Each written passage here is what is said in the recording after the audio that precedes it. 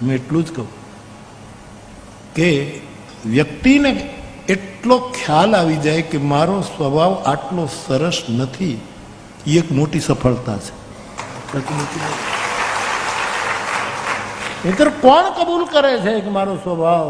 બધા એમ જ કે મારો સ્વભાવ બહુ સરસ છે. હા, તમારો સ્વભાવ વિપરીત છે.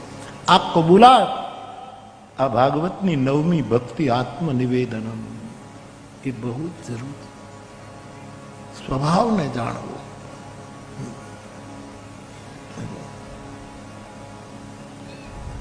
બાકીનું કોઈ સંભાળી લેશે.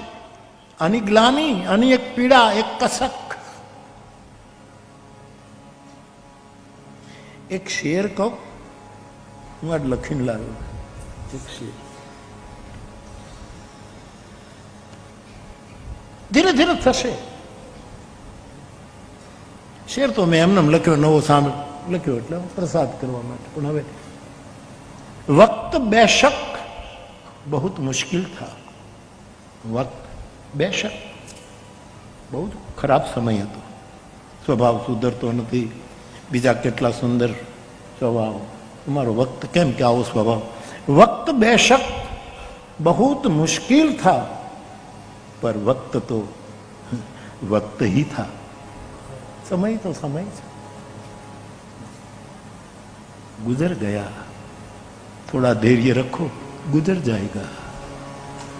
क्योंकि वक्त बेशक मुश्किल था. स्वभाव सुधरવો मुश्किल છે, પણ સ્વભાવ તો સ્વભાવ છે. જેમ વક્ત ગુજરે છે, गुजर जाएगा. प्रतीक्षा सतत.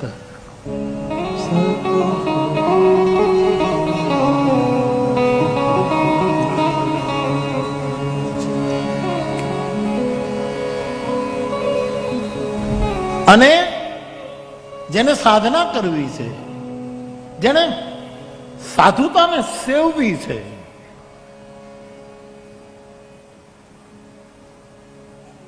એના માટે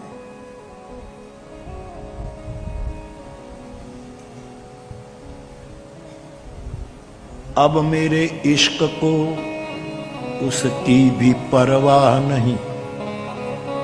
હવે મારી પ્રીતિનો, મારા પ્રેમને એની પણ પરવા નથી. શાયર કહેતા, अब मेरे इश्क को उसकी भी परवाह नहीं कि वो याद मुझको करते हैं कि भूल गए हैं. वो याद करे છે કે ભૂલી ગઈ, એ મને હવે વિચારવું નથી. મારે તો સતત પ્રતીક્ષા. વક્ત હે, ગુજર જાયગા. પણ આ પીડા ઓછી સફળતા નથી. જેને પોતાની સ્વભાવની ખબર પડે એ બહુ મોટી સફળતા છે મારી દૃષ્ટિથી.